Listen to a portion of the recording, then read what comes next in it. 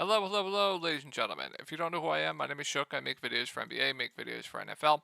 All these videos that get posted on this subreddit right here. I'll have this link down below.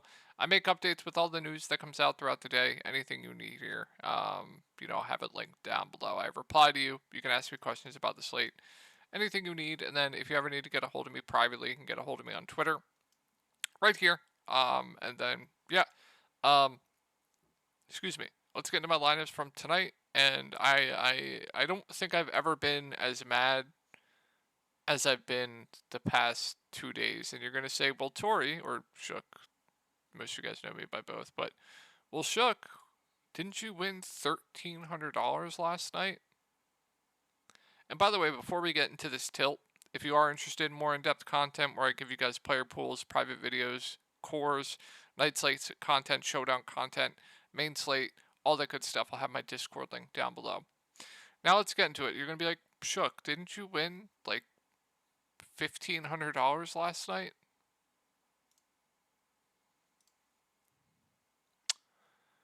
Six hours after the slate, a random stat correction, 6 hours after the slate, they take a block from Chris Murray. 6 hours. And I'm thinking, all right, still a great day. Still just a really great day. It can't get worse. It just cannot get worse. So you know what happens today, guys? Lonnie Walker gets injured right off the bat. Nicholas Claxton gets ejected. Tyrese Maxey picks up 3 fouls in the first quarter.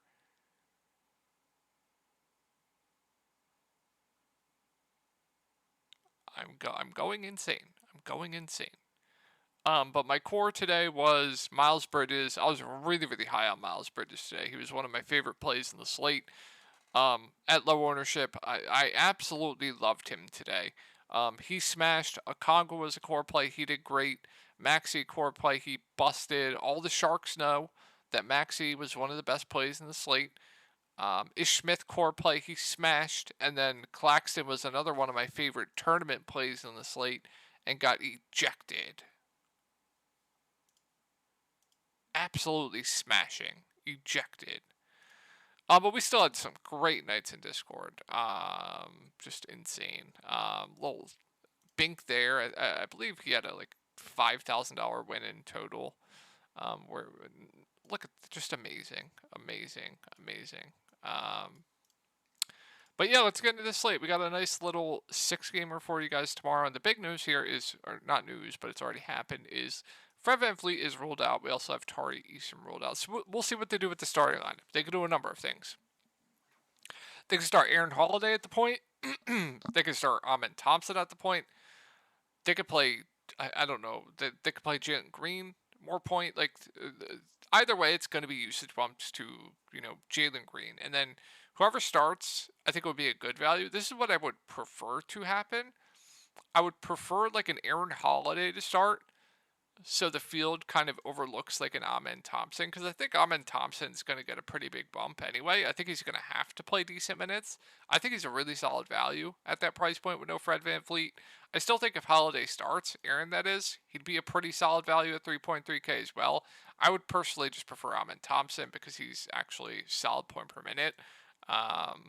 So I would prefer that be the case, that Aaron starts in the field, maybe overlooks like a guy like Amen Thompson a little bit, but both are solid values if Aaron Holiday does start. If Aaron Holiday comes off the bench, he's still playable. And then if Amen Thompson starts, we're just playing Amen Thompson. He would stand out as the best value play on the slate, right? And then with Fred VanVleet, you're going to get more usage for guys like Sengun, Jalen Green, Jabari Smith. You might see a bit more run for like a Cam Whitmore. Dillon Brooks going to play big minutes. So this team looks really, really solid going up against this Pacers team. So I'm really high on Sengun. I love him. I think Jalen Green's a solid play. Jabari Smith at this price point, I really like. He's dealt with foul trouble and blowouts every single game. Cam Whitmore, like I said, will probably get some more run. Dillon Brooks, you guys know the deal with him. He doesn't really change. He doesn't really get too big of a usage bump. But he's 4.4K. I don't mind that. And then we kind of talked about the guards there. This team's just pissing me off, man. So last game they started Nemhard. Jalen Smith I do expect to be playing in this game. We'll see about Halliburton. If Halliburton plays, I mean it's impossible to go to him. He's been on a limit. Siakam with Halliburton, and I mean you can take shots here going up against Houston. I don't mind it at 8.3K. He'd probably be my favorite play on this team. Um, but not much here. If you want to go to like a Neesmith just because he's playing like 40 minutes a game, I don't mind it. He'd be very, very safe. Solid rebounder, can do a bit of everything. It's fine. I would say his rebounding numbers of late have definitely been a little bit of an outlier, but he's solid. And then I don't know what they're doing here. They started Nemhard last game. I'm not gonna mess with the wings. If you want to take shots on some of the wings at these price points, one of them will probably have a big game. Just figuring out which one it's gonna be is really really tough for me.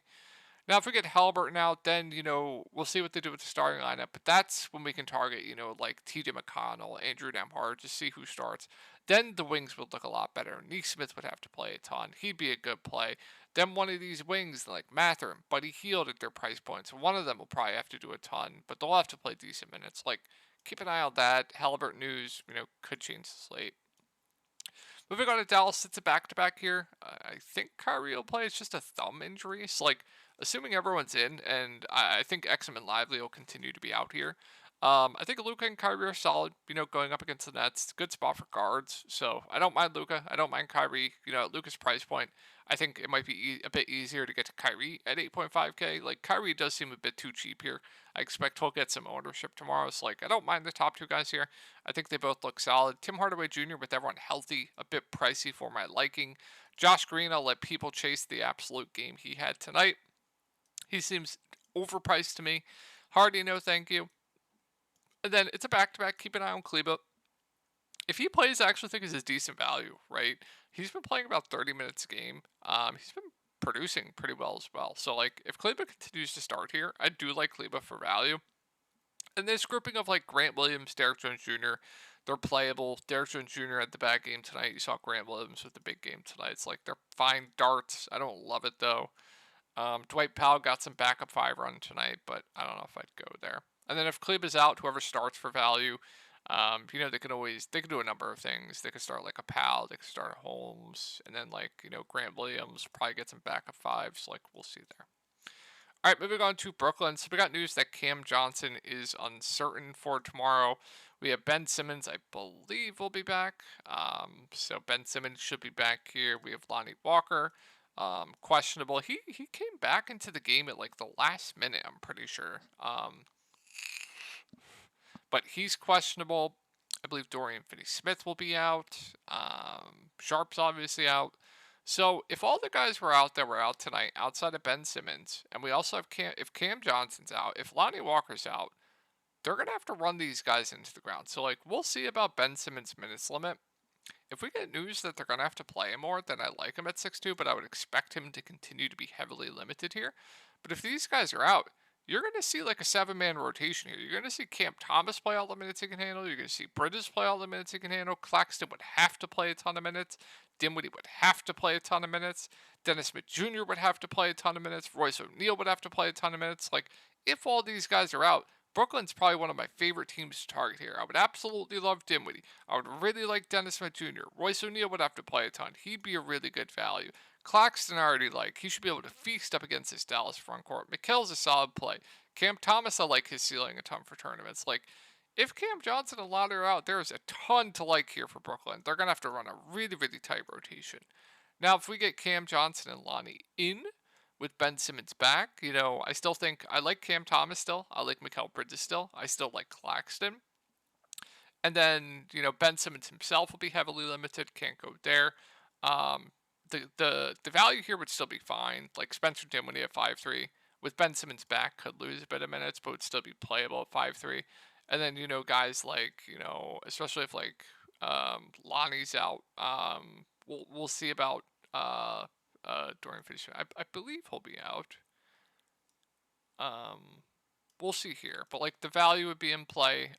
If Lonnie does play, then you can go to him. But like, yeah, man, there's going to be a lot to potentially like here on Brooklyn tomorrow. But just make sure, if everyone's in, it's going to downgrade everyone. Moving on to Orlando, this game probably my least favorite game to target. Don't love much here. Tough matchup. Paolo, no thank you. He's fine. It's Paolo. He's 8.4K. He's their go-to guy. Like it's fine for tournaments. I don't mind it. But like Franz, I think I'd rather play Paolo. Wendell Jr. should play around 30 minutes, but it's a really tough spot going up against Miami. Suggs at 4-9. Like this grouping of the guards, I think look okay to solid. Like Suggs, Markel Fultz. They're playing mid-20s minutes right now. I think they're decent values, but I don't love much else. If you want to go to like a Jonathan Isaac, it's fine. Good point per minute guy that should see high teens minutes. It's just okay. But yeah, with Suggs back, it's definitely gonna hurt the guards as well. Moving on to Miami, so we'll keep an eye on Duncan Robinson here. If he remains out, you're going to see bigger minutes for guys like Jamie, Josh Richardson, Caleb Martin. They would all be like solid values if Duncan remains out. If we do have Tyler Harrow probable as well. So the main guys, I don't like anyone. With Harrow back, not a fan of Rozier. Harrow himself at 6'6", sure. Butler at 7'5" in this matchup, fine. Bam Adebayo, meh. Don't love much here. I think, Bam does seem a bit too cheap, but yeah, don't love much. Kevin Love, seeing high teens minutes, just fair value if you need it. So, yeah. All right, moving on to Memphis. I mean, this is just impossible to say right now. I don't know what we're doing here. So, we have same guys questionable that were out last game are questionable tonight. Jaren is doubtful, Tillman is doubtful, and then the rest are questionable here. John Conchar questionable, Derrick Rose questionable. Zaire remains out, Aldama questionable. So if the same guys are out that remain out, once again, there's going to be a ton of blowout risk here. But then we're going to be looking to these guys. Like G.G. Jackson would look amazing at 5.6K. David Roddy would be a good play at 5.4. I'd like Scottie Pippen at 5.4K. I'd really like Gilliard. He played a ton of minutes last game at 5.2K. These value plays, Trey Jameson, Tosan would be solid value plays. Matt Hurt would be playable. Luke Kennard would be a solid option at 5.7s. Like, if all these guys are out again, we're definitely going to be looking to some Memphis here. If everyone's in and they start Santi Aldama at the 5, then I really like Santi. Then Vince is going to have to do everything for this team. He'd be a solid option. And then we just have to wait and see what they do with the starting lineup. Whoever starts at like point guard would be fine. But yeah, we really want to be targeting this team if everyone's out again. So I'll make updates on Reddit when we do get that news. Moving on to the Knicks. So this team's shorthanded once again. I absolutely love the Knicks. I absolutely love Brunson. I still really like Dante DiVincenzo at that price. I really like Hartenstein. He should be able to feast up against this Memphis team. I really, really like Hartenstein here. With OG out, you're going to get Precious starting, playing huge minutes. I think he's a really good play. Josh Hart is very solid at 6.3K. Miles McBride's a solid value. They're running a 7-man rotation, basically a 6-man rotation here. I love these Knicks. They're still too cheap with the rotation they're running. Moving on to the Timberwolves, like Anthony Edwards, he's still too cheap. I think he's a very good play at 8.4K. Their go-to guy, playing big minutes, stuffing the stat sheet, so I'm still pretty high on it. I think Cat's fine. I think Rudy Gobert, solid, should play close to 40 minutes in a competitive game. I don't mind him. Mike Conley at 5-1 seems very, very safe. Probably not going to kill you, but probably not going to win you any type of tournament. Naz Reid, you guys know the drill. If anything happens to Gobert, anything happens to Cat, he'll get extended, he'll crush, but I have a feeling we'll have better value open up, but it's playable. McDaniel should see around 30 minutes. Good defender, rack up defensive stats, just fine. All right, moving on to Chicago. Another team I'm pretty high on here, but it's tough matchup. I think the main guys do look solid.